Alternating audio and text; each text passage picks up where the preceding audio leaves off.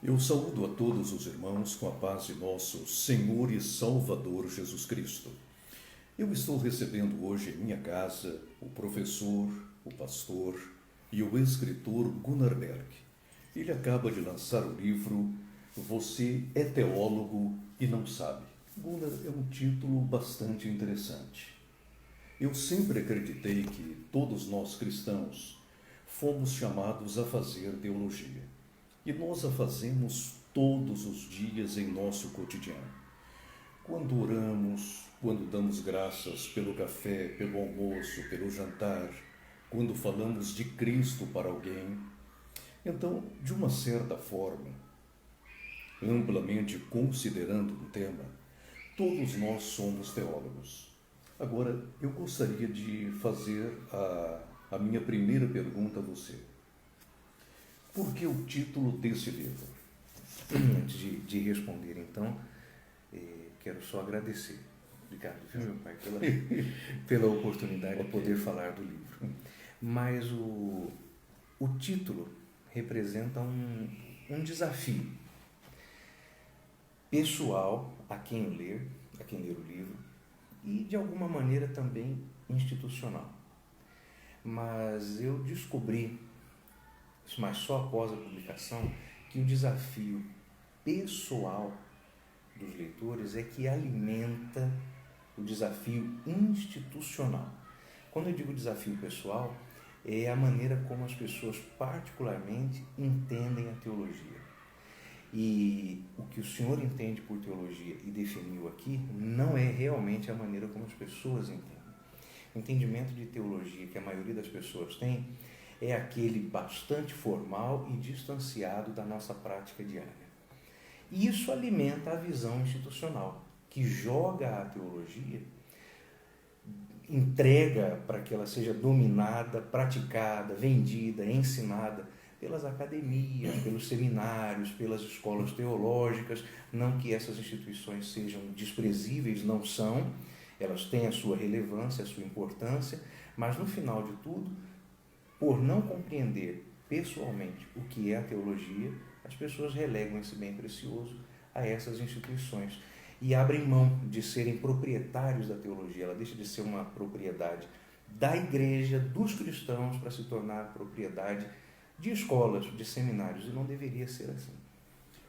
Eu reparo que no início de nossa igreja, todos nós de fato éramos teólogos. Não somente os pastores, como também os leigos. Pois os crentes pentecostais saíam a evangelizar, ganhavam almas, curavam enfermos, recebiam dons espirituais, profetizavam, interpretavam as línguas estranhas. E isto para mim é fazer teologia. Todavia, o nosso movimento pentecostal está se tornando como que um monumento à nossa história. Nós já não fazemos história como antes, mas nós vivemos do passado, daquela teologia bonita e prática, cheia de poder, e eu creio que nós podemos resgatar a antiga teologia pentecostal. É claro que não podemos desprezar, conforme você bem o disse, a teologia que é escrita, que é ensinada nos seminários verdadeiramente evangélicos e pentecostais, daqueles que são supervisionados por nossa igreja. Mas nós precisamos fazer com que todos os nossos leigos, ou todo o povo de Deus, volte a fazer teologia. Seria mais ou menos assim? Exatamente isso, sem necessidade de nenhum acréscimo. Eu faria só a seguinte observação. No livro, propomos que a teologia, embora convencionalmente definida como o estudo de Deus, é, na verdade, o estudo de Deus a partir da revelação que Deus deu de si aos homens, especial e majoritariamente a Bíblia. Então, para fazer teologia, tem que voltar à Bíblia. Quando nós dizemos, e eu concordo, que a igreja não está produzindo teologia como um dia produziu, é porque a igreja não tem mais contato com a Bíblia, como um dia teve. Vai chegar o momento em que nós vamos ouvir dizer de alguém iniciando um movimento de reforma, não mais protestante, mas pentecostal, porque encontrou um exemplar da Bíblia acorrentado a uma mesa, exemplo do que aconteceu com Martinho Lutero. Por falta de contato nosso com as Escrituras, nós não temos mais o contato que um dia tivemos com a Palavra de Deus. Por isso, não produzimos mais teologia. Gunnar, eu já disse algumas vezes que numa igreja grande, boa, influente como as Assembleias de Deus, nós temos 3 níveis teológicos. Nós temos aquele nível oficial, que produz uma excelente teologia, que está em nossos credos, em nossa declaração de fé recém-publicada, em nossos livros teológicos oficiais, aqueles que trazem uma excelente teologia.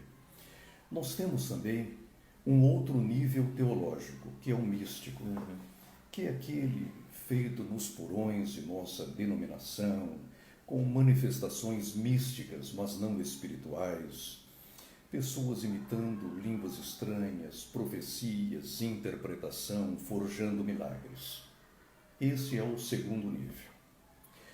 E o terceiro nível é aquela teologia acadêmica, que é feita nas academias, sem a supervisão da igreja. Eu acho isso muito perigoso, porque toda e qualquer teologia tem de ser feita no âmbito da igreja, sob a supervisão do santo ministério. Agora, ultimamente, deparei-me com um 4º nível teológico. Esse é muito perigoso, é muito deletério, que é a chamada teologia marxista cultural.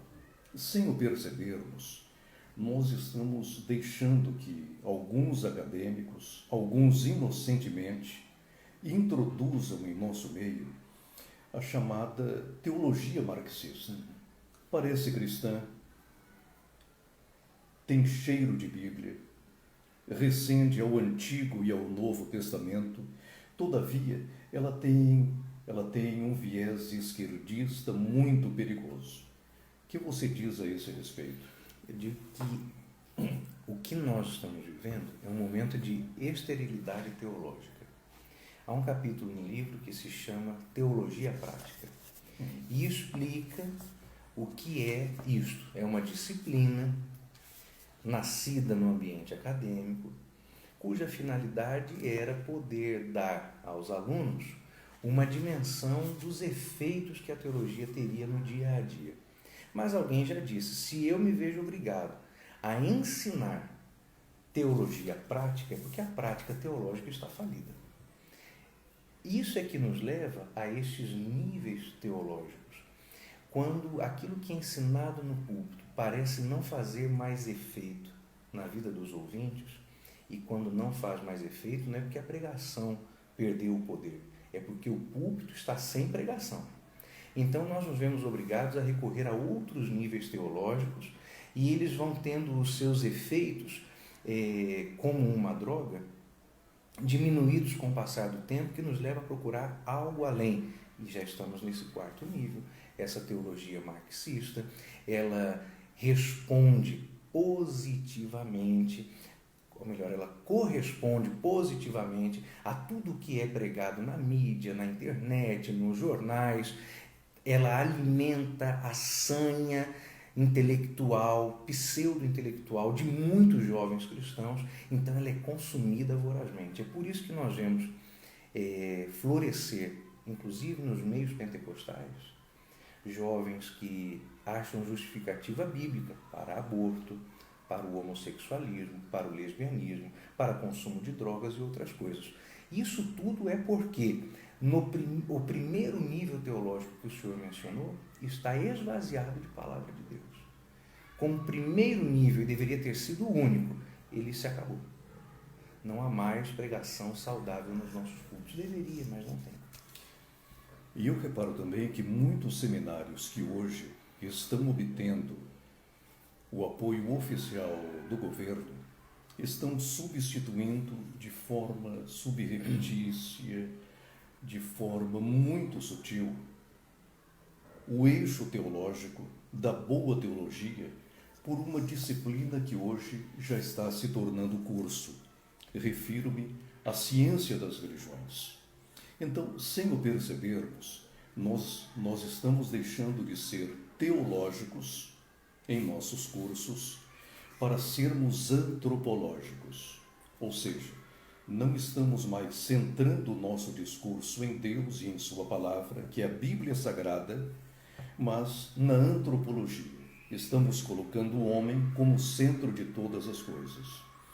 E isso significa que nós estamos mais atentos hoje ao fenômeno humano, religioso humano, do que as intervenções de Deus em nossa biografia particular e em nossa história. Exatamente. Existe uma disciplina que o senhor não vai encontrar, aliás muitas, mas essa especialmente, não vai encontrar nos currículos teológicos de escolas que querem manter ou obter o reconhecimento do MEC. A matéria atende pelo nome de Anjos, Homens e Pecado. E ela tem um subtítulo: o relacionamento entre Deus e suas criaturas. Essa matéria não se encontra em faculdades reconhecidas pelo MEC, apenas nos seminários com vocação sacerdotal. E no Brasil hoje eles são pouquíssimos. Mas por que é que não existe mais essa disciplina nos cursos reconhecidos pelo MEC? Porque estes cursos, de fato, não querem saber da relação entre Deus e as suas criaturas, sejam elas os anjos caídos ou sejam os homens. Esses cursos interessam-se simplesmente pelas manifestações que o homem é capaz de produzir. Se elas agradam a Deus ou não, já não importa. E isso porque nesses currículos não se considera algo muito importante: a existência e as consequências do pecado. O pecado não é considerado mais um assunto teológico, um assunto acadêmico. E isso vai se espalhando para outras áreas do estudo bíblico. Em cursos reconhecidos pelo MEC, não se estuda o pentecostalismo, nem as manifestações dos dons espirituais. Se estuda uma coisa chamada protestantismo das emoções, que seriam os estudos sobre as supostas, como eles gostam de dizer, supostas manifestações do Espírito. E aquilo que eu chamo de suposto é porque não é provável. Então, nós verificamos isso. Esses cursos não consideram o pecado, não consideram a vontade e o interesse de Deus no relacionamento com o homem, tratam apenas da manifestação que o homem é capaz de promover. É uma doença. Eu gostaria de dizer que é coisa que está restrita ao ambiente acadêmico, mas não se fala de pecado no púlpito, porque vai se falar de pecado na academia. Então, é o que vivemos. Ultimamente, ao estudar a nossa situação teológica da Igreja Evangélica no Brasil, assustei-me com 4 coisas. Em primeiro lugar, esse chamado reconhecimento oficial de nossos seminários, institutos bíblicos e faculdades teológicas. Em segundo lugar, o ensino religioso nas escolas. Então, o governo, de forma bastante astuta, está fazendo o quê? Em nossos seminários, ele está preparando não apenas professores, mas comissários religiosos para que estejam doutrinando as nossas crianças, não na Bíblia Sagrada, não nos verdadeiros ensinos religiosos, não em nossos valores, mas para que as crianças sejam tolerantes para com a diversidade, para com os gêneros e as suas diversas consequências, para com as fronteiras religiosas que estão sendo hoje completamente destruídas pelo chamado marxismo teológico-cultural, e assim por diante. E, em terceiro lugar, a profissionalização do teólogo. Eu não concebo um teólogo profissional. Para mim, tem de ser dom, um sacerdócio, uma chamada. Agora, nós vamos profissionalizar os nossos teólogos. E isso significa que o trabalho leigo em nossas igrejas desaparecerá. Porque qualquer dirigente de ponto de pregação, de congregação pequenina, terá de ser um teólogo profissional para exercer o seu ofício. Isso é perigoso. E a quarta coisa que ainda não surgiu, mas pode surgir, que é o beneplácito financeiro econômico às igrejas. De repente, o nosso governo pode instituir uma ajuda às igrejas para que estas possam desenvolver melhor o seu ministério. E se as igrejas aceitarem essa ajuda, perderão completamente a sua autonomia. Isso é perigoso. Eu entendo, concordo e me entristeço, porque vejo entre teólogos a defesa disso aí. Não faz tanto tempo assim, eu participei de uma conferência teológica acontecida em São Paulo, e lá eu vi alguns ministros, alguns sacerdotes de igrejas históricas, todos eles professores de teologia de seminário, defendendo a profissionalização, a criação de uma reserva de mercado para os teólogos. E o que me deixa enojado, eu não consigo encontrar uma outra palavra, é verificar que isso encanta a muitos cristãos. Aqui no livro, inclusive, eu conto de uma pesquisa que fiz, e ela começou assim muito despretensiosamente, e ela me levou a saber, a verificar a existência de uma quantidade muito grande de conselhos de teólogos em nosso país, que são, na verdade, caça-níqueis para os seus donos. Alguém vai, abre um conselho de teólogos, cobra uma anuidade, um incauto que quer um pouquinho mais de projeção lá no círculo religioso que frequenta, inscreve-se nesse conselho e alimenta duas coisas. Primeiro, o dono do conselho, e segundo, esta ideia que está tomando forma e corpo de uma reserva de mercado para o exercício da teologia. O ministro tem que ser instruído, tem que dominar a palavra de Deus, ele tem que ser perfeitamente instruído para toda a boa obra. O apóstolo Paulo fala sobre isso, principalmente a Timóteo nas duas cartas. Mas ninguém na Bíblia recomenda que o ministro dependa do aval do governo para exercer o seu ministério. Você depende do chamamento da parte de Deus. Eu, às vezes, vejo alguma frase muito bem escrita, uma que sintetize bem alguma ideia, e quando ela é muito boa, eu fico até com um pouquinho de inveja, pensando, puxa, por que eu não pensei nessa frase antes? Mas eu vi alguém escrever e fazer disso um lema de campanha, gostei, apoio e endosso. Quanto às faculdades teológicas, não é que nós não temos o reconhecimento do MEC, nós não reconhecemos o MEC.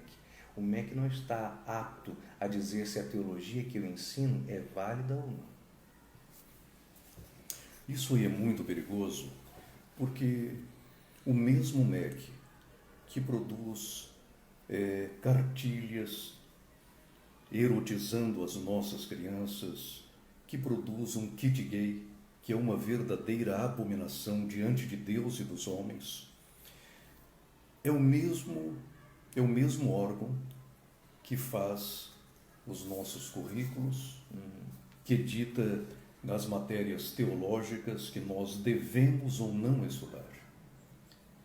Eu creio que nós deveríamos parar um pouco, chorar as nossas misérias, clamar ao Senhor, para que nós saiamos desse atoleiro que, se não tomarmos cuidado, fará com que a boa teologia pentecostal desapareça.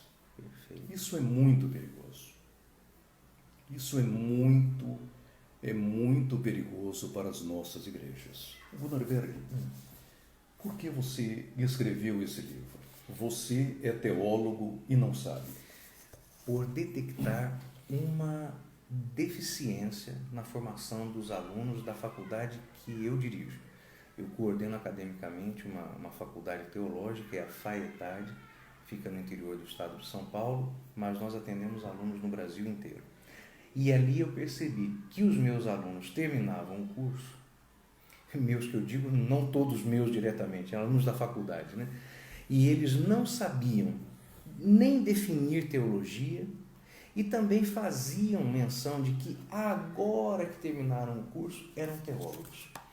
Então, o que eu percebi? Faltava a esses alunos um entendimento melhor do que é a teologia, para que ela serve, a quem ela serve, que ela, se tem um dono, não é o elemento que está em um escritório produzindo um livro, mas aquele que, no cabo da enxada, canta hinos ao Senhor, e aqui eu conto algumas histórias interessantes, é aquela mãe de filhos que lava as roupas da família, e aqui eu conto algo que é da nossa casa, do nosso convívio, da minha mãezinha, de como ela fez teologia e me ensinou teologia com o seu exemplo, cuidando da nossa família.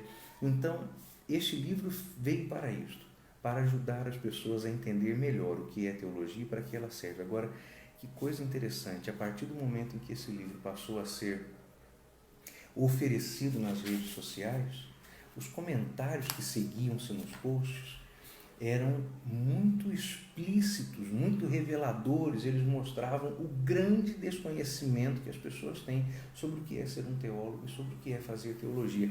Então, a cada dia eu me convenço mais de que essa é uma leitura extremamente necessária, obrigatória para alguns de nós, inclusive.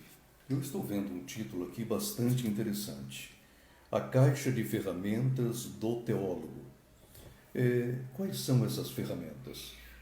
A primeira delas é a própria Palavra de Deus. A Bíblia é a Palavra de Deus revelada, inspirada, inquestionável. O apóstolo Paulo diz a Timóteo, né? Conjuro-te, pois, diante de Deus e de Jesus Cristo, que há de julgar os vivos e os mortos, que pregues a palavra, instes a tempo e fora de tempo, redarguas, ensinos, com longanimidade e doutrina. Então, a palavra de Deus é a primeira ferramenta. Ela não é só a fonte primária, ela é o primeiro instrumento. Depois disso, nós temos a própria tradição teológica, que é aquilo que nos acompanha, em nosso caso particular, como pentecostais. E devemos reconhecer que a tradição é útil, mas ela tem os seus limites. Ela não pode ser superdimensionada e alguém vir a dizer assim: nossa, mas nós nunca ensinamos sobre isso, não vamos tratar sobre esse assunto.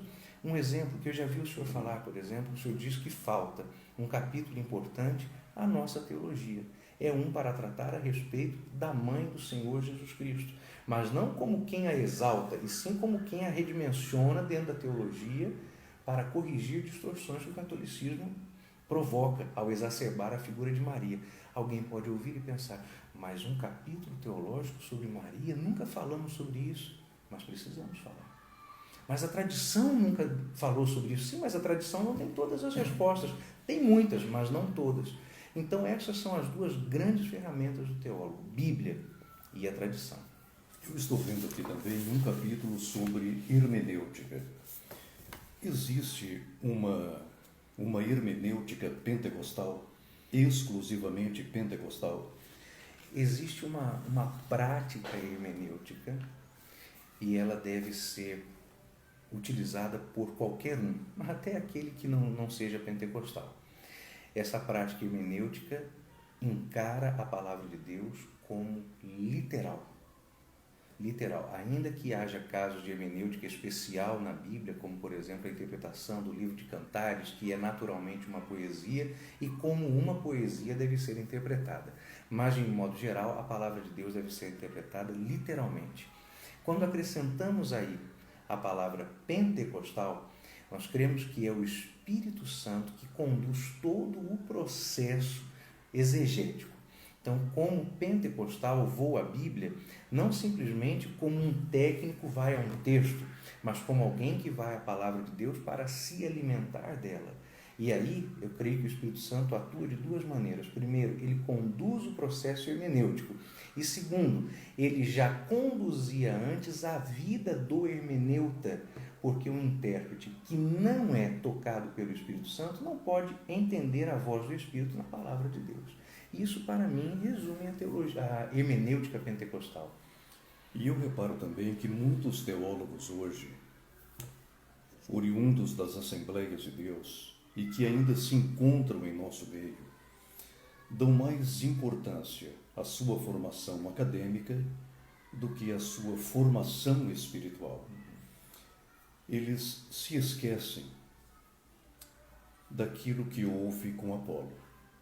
Ele tinha dons naturais, era um homem eloquente, poderoso, um erudito, mas faltava-lhe algo: integrar-se inteiramente do Evangelho de Cristo.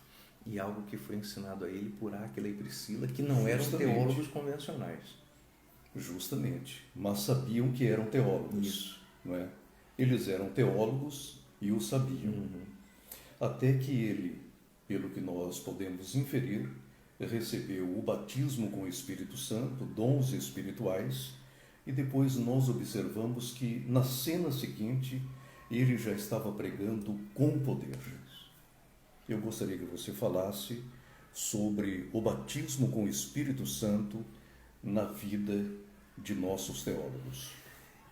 Eu vou até ampliar um pouquinho mais. Na vida de qualquer crente. Nós vivemos de nos ufanar, de nos gloriarmos do fato de sermos pentecostais. Nós nos ufanamos disso aí, somos pentecostais. Mas, embora alguém hoje diga que a teologia pentecostal passa por um momento de revitalização, e ao menos no ambiente literário parece ser mesmo, na prática, a perspectiva pentecostal da vida cristã está decrescendo. A internet apresentou aos jovens pentecostais algumas figuras muito ilustres, muito poderosas, muito convincentes. Não é mesmo o caso de citar-lhes os nomes, não há necessidade disso. Mas são algumas figuras que não fazem parte do ambiente pentecostal.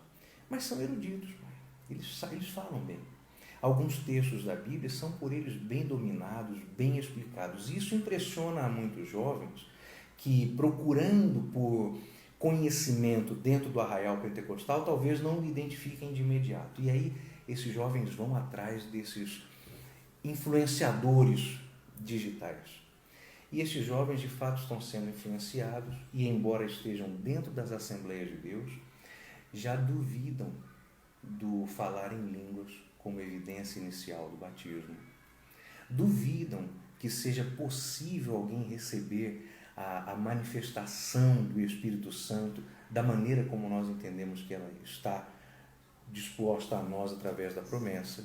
E esses jovens, então, vivem hoje um evangelho pentecostal sem pentecostalismo. São pentecostais de nome, não por experiência.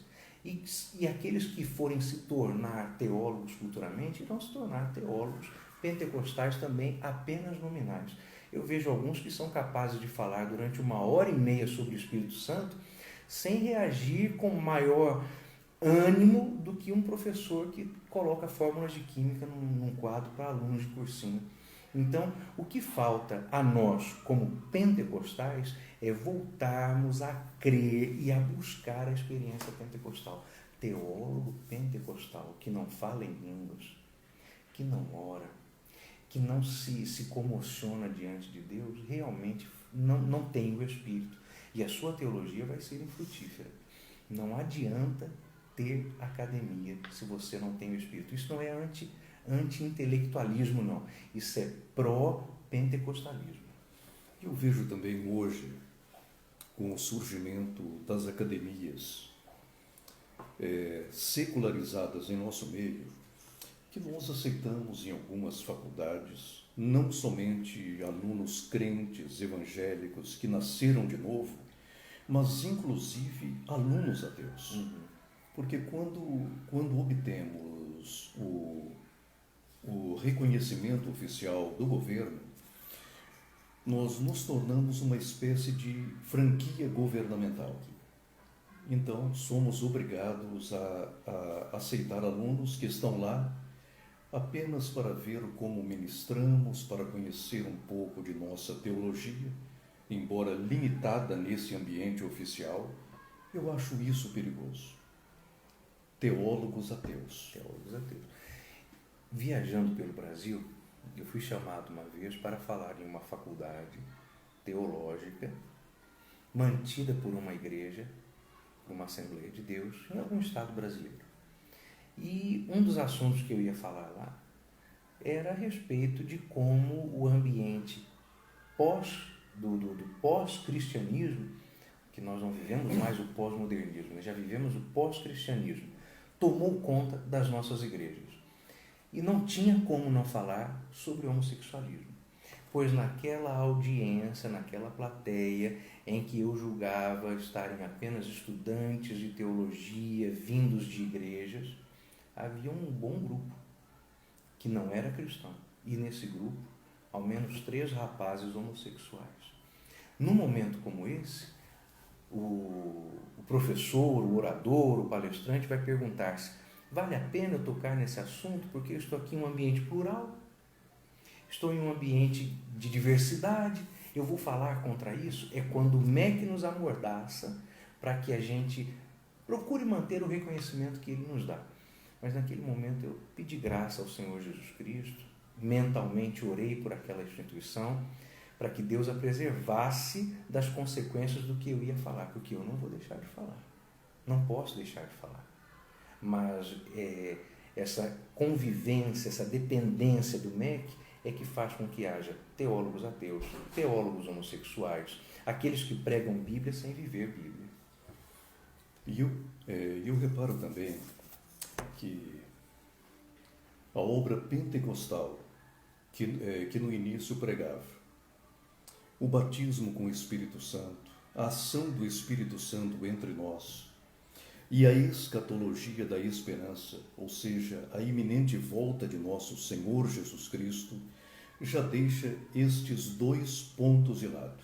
O ponto do Espírito Santo e o ponto da doutrina das últimas coisas.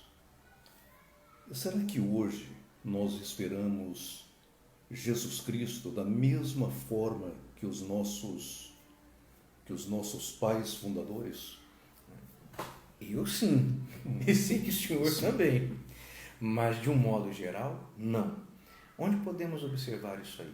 Na maneira como as pessoas são levadas a contar o tempo. A Bíblia diz: ensina a contar os nossos dias de maneira que alcancemos coração sábio. Mas a maneira como o tempo é contado e demonstrado faz com que as pessoas entendam o tempo como algo infinito. O tempo nunca vai acabar. Levou muitos séculos para que a ciência reconhecesse que o tempo teve um começo, mas reconheceu. Hoje ela ainda não reconhece que o tempo tem um fim. É mais fácil as pessoas aceitarem que a vida acaba e o tempo continua, o que é oposto ao que a Bíblia ensina. A Bíblia ensina que o tempo acaba, mas a vida continua.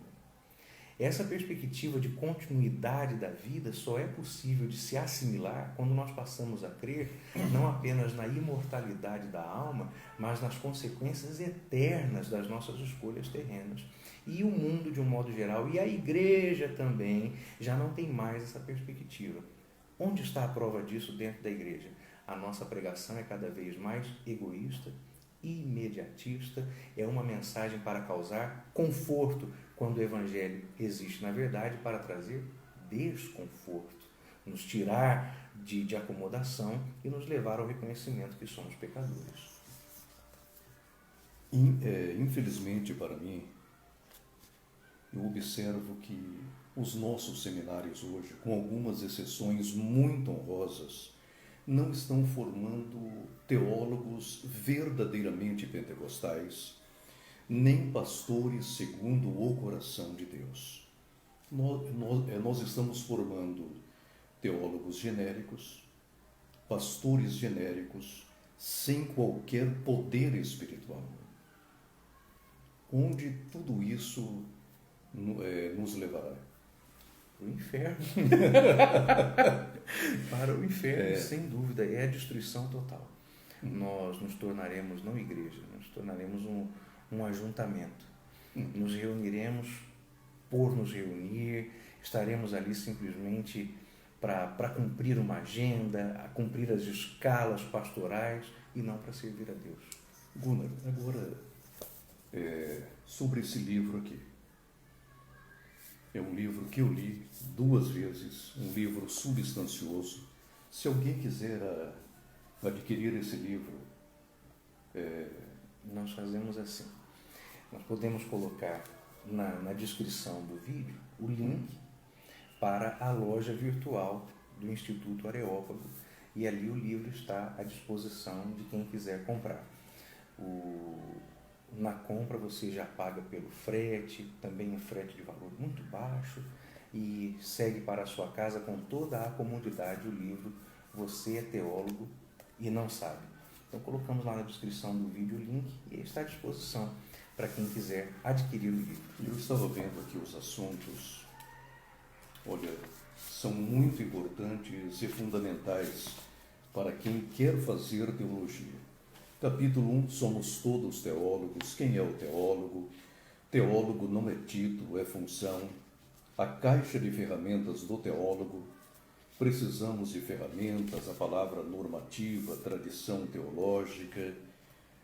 O capítulo 2, nossas raízes, raízes pentecostais. Capítulo 3, uma viagem pela história da formação teológica. Nós vamos começar com os pais apostólicos até os dias de hoje nas Assembleias de Deus. E nós temos aqui na parte 2 o conceito, o que é a teologia. Muito prazer, meu nome é teologia, um termo de raízes bíblicas. O objeto e o objetivo da teologia, o púlpito de madeira, a origem da boa teologia.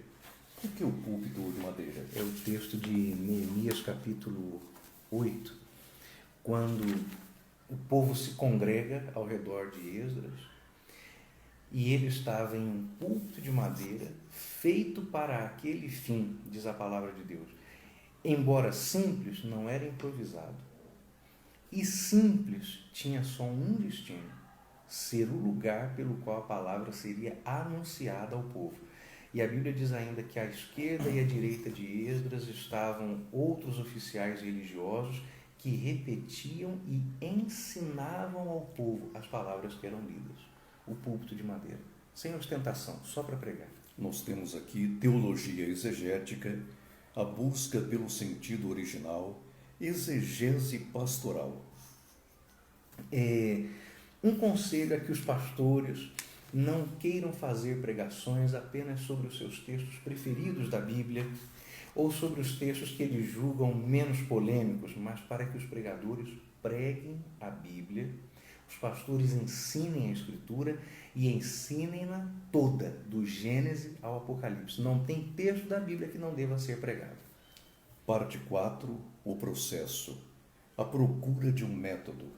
Aí falamos sobre a melhor maneira de estudar a Palavra de Deus, um capítulo que foi muito debatido nas aulas que eu ministro no curso de mestrado da Faetade, porque eu recomendo o método indutivo, mas o método normalmente procurado é o dialético. Então, muitos alunos chegam ao curso de mestrado vindo de faculdades reconhecidas pelo MEC, e eles não entendem o método indutivo como sendo o correto para estudar a Bíblia. Porque o método indutivo coloca a Bíblia como fonte e autoridade, e dialeticamente isso aí não é aceitável. Nós não estamos aqui para agradar a academia, estamos para servir a palavra, a Deus através da palavra. Muito bem. Publicar é preciso. Aí é um incentivo a quem, cometendo teologia e boa teologia, não a retenha, mas a anuncie, a compartilhe, escreva, publique. A internet hoje abre diversas possibilidades para que nós possamos compartilhar conhecimento verdadeiro sobre Deus. A vida devocional do teólogo. Do teólogo. algumas das pessoas que leram esse livro enviaram e-mails para mim ou mensagens dizendo que o livro todo é muito bom, mas o capítulo em que elas mais aprenderam sobre suas reais necessidades foi esse aí, que fala sobre a necessidade de orar, falar línguas estranhas, evangelizar. Identidade teológica. Aí é para definirmos de fato quem somos como teólogos. E quem somos? Somos aqueles que creem e pregam que Jesus Cristo salva, cura, batiza com o Espírito Santo e leva a igreja para o céu. Gunnar Berg, que Deus o abençoe.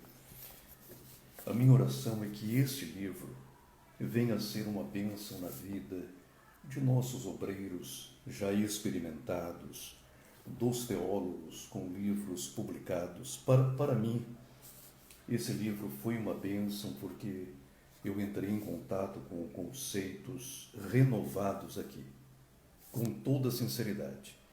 Eu já li muitas teologias sistemáticas, muitos livros teológicos, mas surpreendi-me com alguns pontos desse livro. Um livro que eu recomendo, e eu estou sendo sincero. Não é pelo fato de o Gunnar Berg ser meu filho que eu estou fazendo essa propaganda, não é. O livro é realmente bom. Mais alguma coisa para acrescentar? Aqui, que o livro realmente seja lido e seja uma bênção. Então, que Deus os abençoe e a todos a paz de nosso Senhor e Salvador Jesus Cristo. Amém. Amém.